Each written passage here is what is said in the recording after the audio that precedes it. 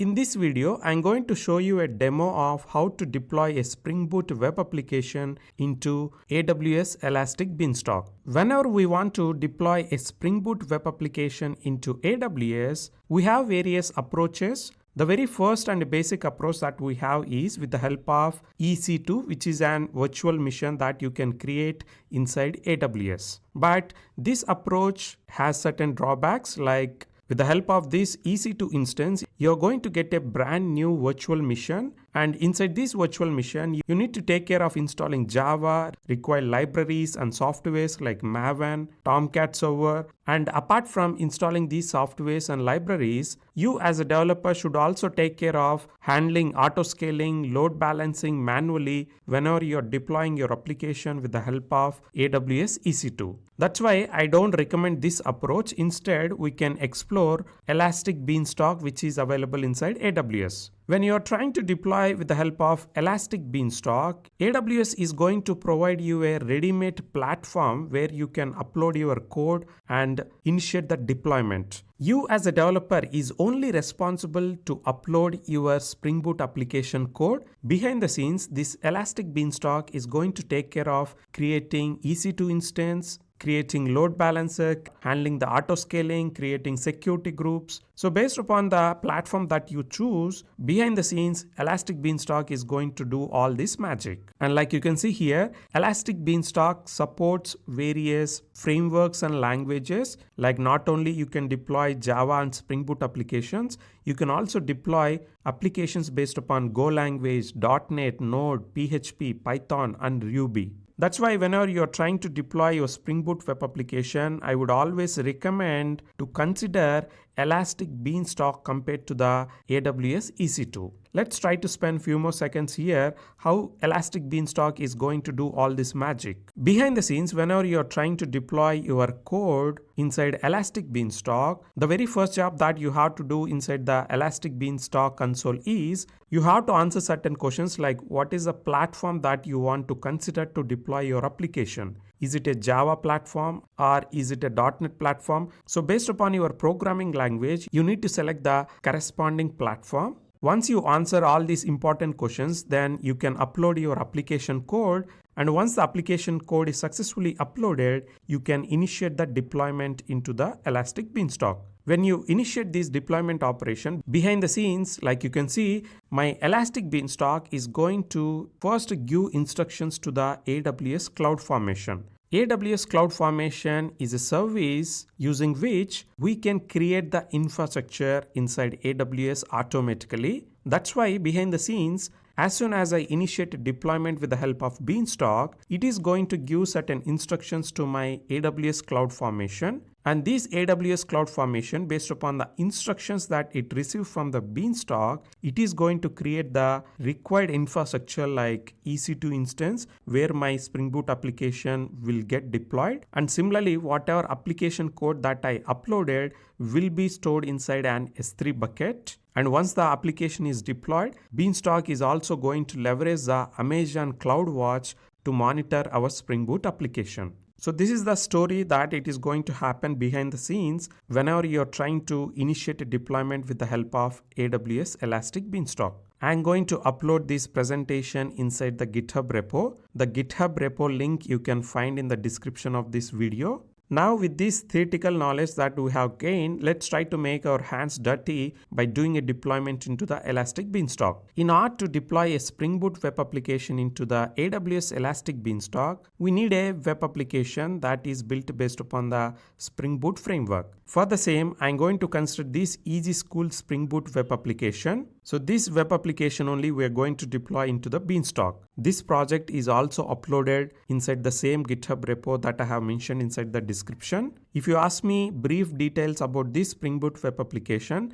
this is the same application that I have built inside my Udemy course focusing on Spring, Spring Boot, JPA, Hibernate, REST services, Spring security. The same Spring Boot application I'm going to deploy right now into the AWS. before I try to do the actual deployment, let me show a quick demo of this web application. So this is a web application right now which is using H2 console, which is an in-memory database. If you go and check the resources and application.properties, you can see I'm using H2 database, and to this H2 database, the data will come from the schema.sql and data.sql. So during the startup of the application, whatever scripts that I have mentioned inside the schema.sql and data.sql will be executed, and my database will be created on the fly. But whatever you save inside this database will get wiped off as soon as you shut down your application or restart your application.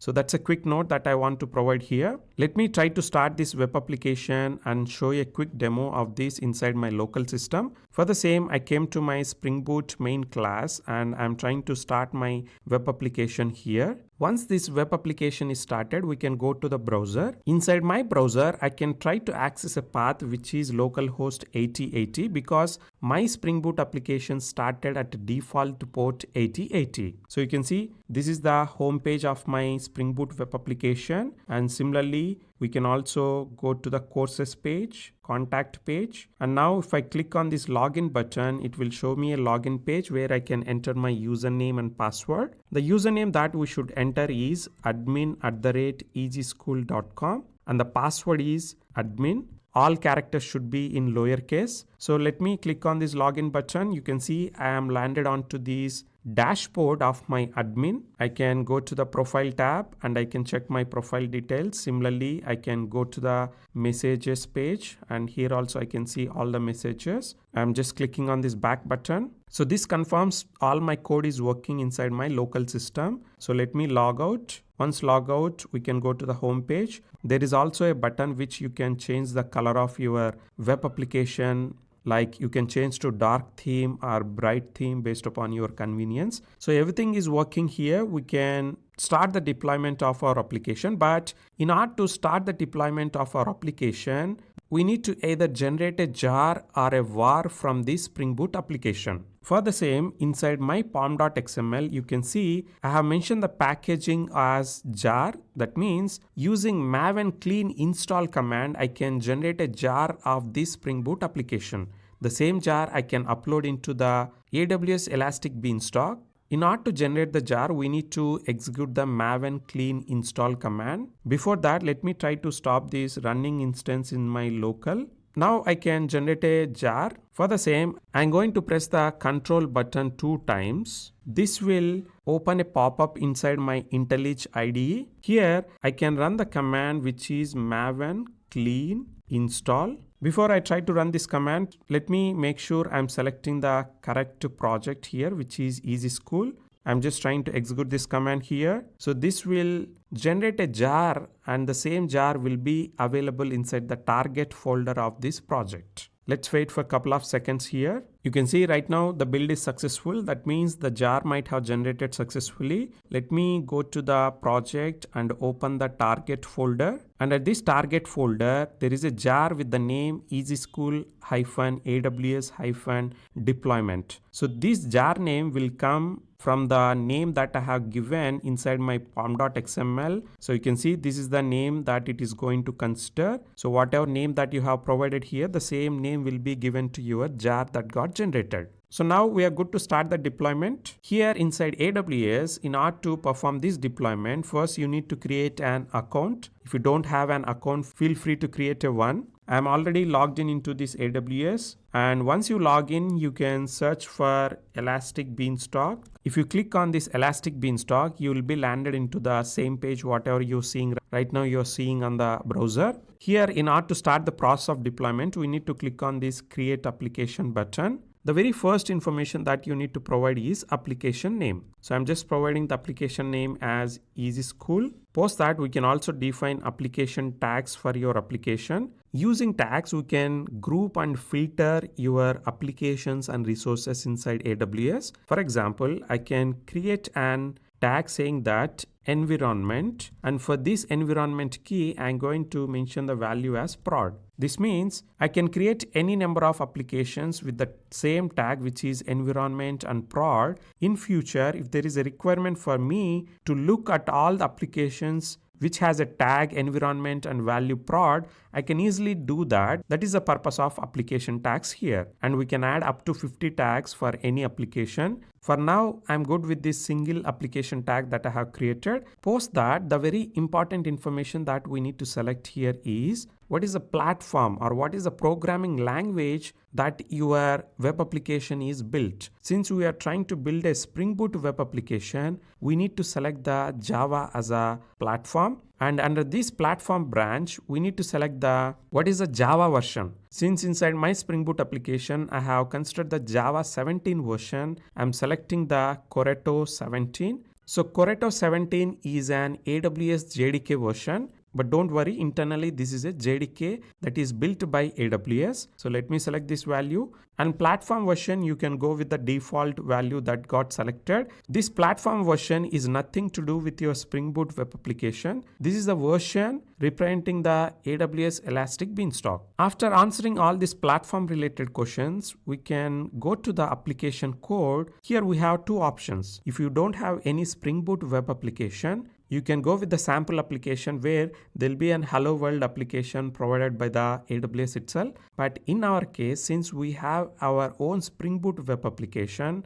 I'm going to select this upload your code. And whenever we are trying to upload our code, we have option of uploading from our local system, or we can also provide an public S3 URL. Since right now the code is present inside my local system, I'm going to select the local file option. And there is also a version label name that is provided by the AWS Elastic Beanstalk by default. I'll just try to change this version label name to the V1. So this is the very initial version that I want to deploy. In future, if we make any code changes, we can change the version label to V2, V3. That's how we can recognize the version of the source code deployed into the Elastic Beanstalk. So here, let me select this choose file option. Now under this target folder, I have a jar with the name easy school-aws-deployment. Let me upload this. This will take few seconds to upload your code. Once the application code is successfully uploaded, we can click on this configure more options. If you want to make more changes to the application that is going to be created, you can see there are many options that we have. Platform we already selected. So these are all the software details, and these are all the instance details and capacity details. For some reason, if you want to change any of these default values, like if you want to change the EC2 instance capacity, you can click on this edit button. Here you have all the options to change the default values. But I don't want to change anything right now. I'm fine with these default values. Let me click on this cancel. And very similarly, you can also attach a database for this application that we are going to deploy. For the same, under this database, we can click on this edit button and we can try to add a database. But like we discussed, for our web application, we don't need any supporting separate database because it is going to use internal memory H2 database. So let me go back. So these are all the configurations that you can change if you want. For now, I don't want to change any default configurations. With this, I can click right now on this create application button. As soon as I click on that button, you can see behind the scenes, my AWS Elastic Beanstalk is trying to create all the required infrastructure. And this is going to take 3 to 5 minutes. So let's wait for this operation to complete. Now you can see the deployment is completed, but right now the health is showing as severe. We can discuss why it is showing severe and how to fix that. But before that, I want to show all the events that happens behind the scenes whenever we are trying to deploy an application with the help of Elastic Beanstalk. For the same, under these recent events, let me click on this show all. If you can scroll down, you can see all the events that happens. My Beanstalk take care of creating the security groups. It also created an EC2 instance. It also created an auto scaling group. It also created CloudWatch alarms. It also created a load balancer. So these are all the advantages that a developer will get whenever he try to deploy a web application with the help of Elastic Beanstalk. You as a developer, you can always focus on developing your business logic and not worrying about the supporting infrastructure, installing the required softwares. That's the beauty of Elastic Beanstalk here. Now let's go back to the Easy School. Here the health is showing severe. The reason is, as per the standards of Elastic Beanstalk, your load balancer will always send the traffic to the port number 5000, but our Spring Boot web application started at the port 8080, which is the default port. If you go and check the causes here, you can see 100% of the time my Elastic Beanstalk, it is receiving the 500 response. That means in order to perform the health check of my application, it is going to invoke the root path of the web application, but at the port 5000, since there is no application is available, it is receiving a 500 error. So let's try to fix this. For the same, we need to start our web application at the port 5000. We can go back to Easy School. Here, let me click on this sidebar button that I have. In order to start our web application at the port 5000, there are two options. One is inside your application.properties, you can mention server.port is equal to 5000. But if you make this change, you need to regenerate the jar again and upload the code again to the Elastic Beanstalk. Instead of doing that, we can leverage the environment variables option that we have inside the Elastic Beanstalk. Like you know, Spring Boot always give first preference to the properties defined inside the environment variables compared to the default properties or compared to the properties that we have defined inside the application.properties file. So in order to define an environment variable inside my Elastic Beanstalk, I can click on this configuration, and at this configuration, you can look for the category software and click on this edit button. If you can scroll down, you can see as of now, there are 3 environment variables related to Gradle and Maven. Behind the scenes, Elastic Beanstalk install Maven and Gradle and configure these environment properties. That's why we are able to deploy our Spring Boot application, which is based upon the Maven, into the Beanstalk successfully. Now, in order to override the default server port number, we can give an environment property with the name server underscore port, and the value that we need to give is 5000. So once we give this property, let me click on this apply button. This will initiate the redeployment of my application. So let's wait for a few seconds here. After a few seconds, the deployment is successful, and right now you can see the health also is showing as okay. That means our deployment is successful. Let's try to validate the same. For the same, we can open the URL of this web application that we deployed.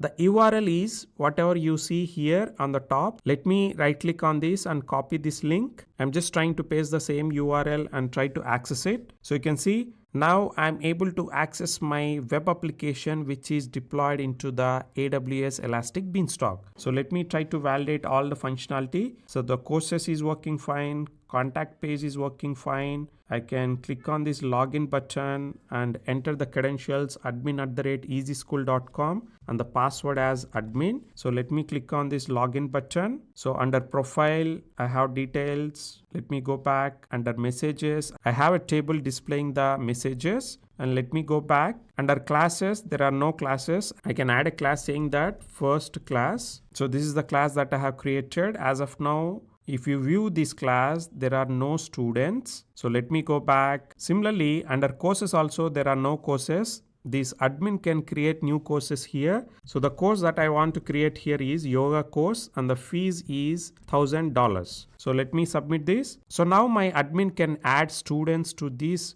class or course. For the same, first the student has to register for this school. So let me log out and register as a normal student. I'm just clicking on this new user. I'm entering some name as John Doe, and the mobile I'm just giving, and mobile number has to be 10-digit number. If you try to give some invalid mobile number, there are validations for this page. So all these validations I discussed inside my Udemy course. If you are interested, you can register for the same. The link of the Udemy course is mentioned inside the description. Now let me enter the email. The email is john@gmail.com, and I'm entering the same email again. I'm trying to give a password here.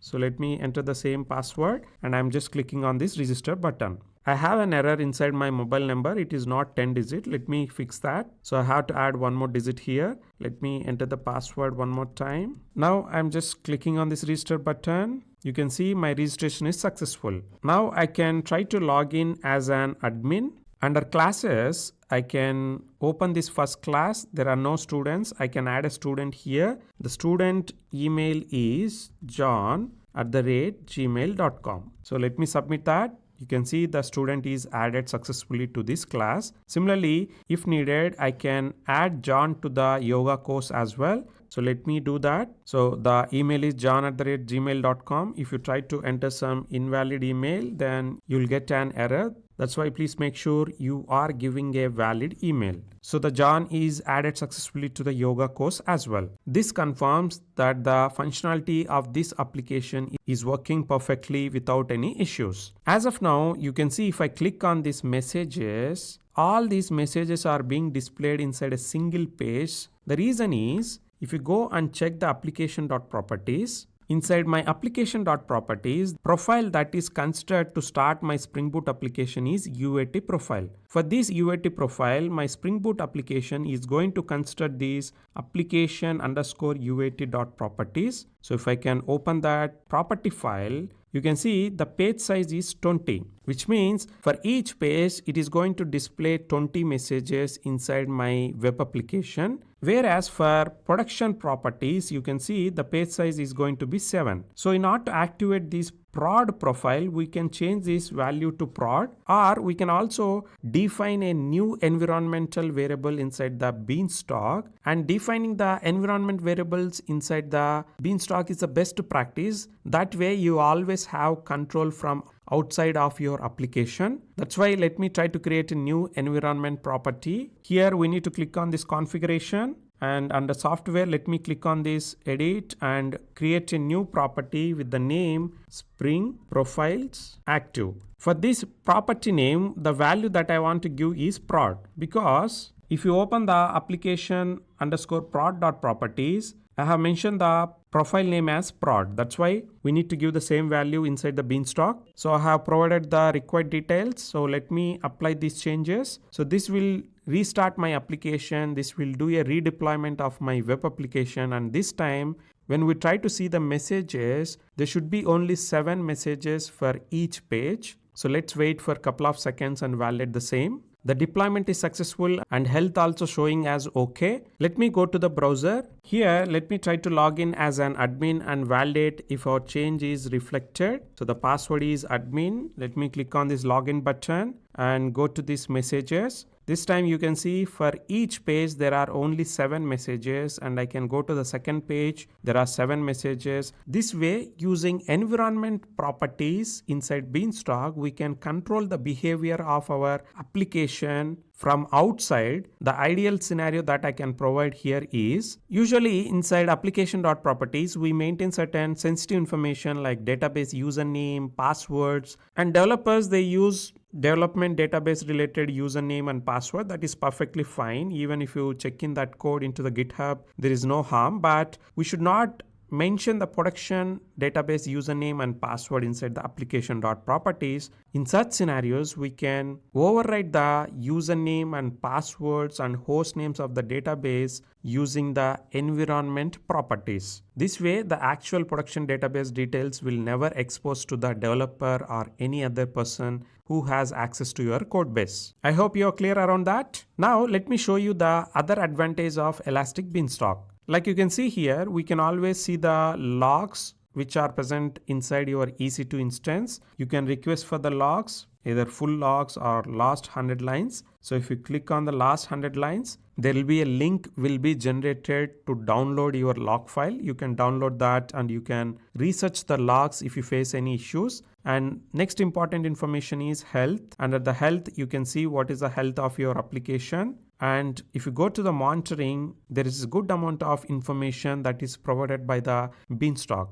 It will show the health of your application, what is the response time, what is the number of requests received, what is the CPU utilization, what is the maximum network, and very similarly we can also define alarms. Whenever your application is down or the status is severe, you can configure alarms to trigger an email. So whatever you see here like logs, health, monitoring, alarms, these are all the features that help you to monitor your application once you deploy into the AWS. And you also have an option of change history. This will show all the changes that you have made. For example, if you click on this recent one, we have created an environment variable and that change triggered a new deployment. This way we also have the change history. Let me show you one more interesting advantage that we have. So if you can go to the environment, so there is an option of application versions. As of now, I only have one version. Think of a scenario, you created a new version and you use that recent version for your deployment. For some reason, if you face any issues, if you want to roll back to the previous version, you can always come to this page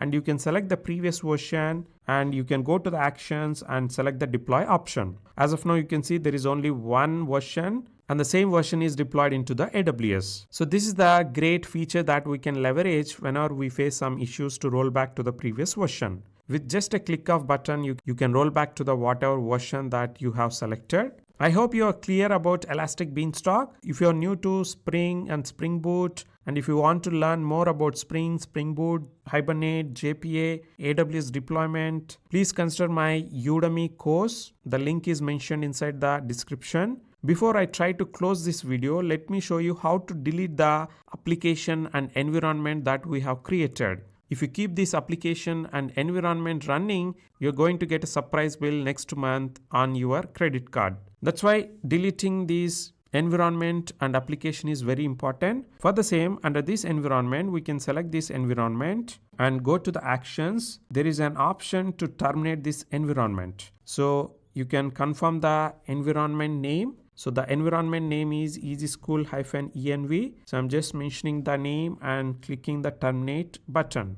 So this will initiate the terminate operation. Behind the scenes, my Beanstalk will delete all the resources that it created like S3 bucket, EC2 instance, load balancer, auto scaling groups, security groups, everything will get deleted with just one click of button. I hope you are clear on how to deploy a Spring Boot application into the Elastic Beanstalk. Thank you and bye.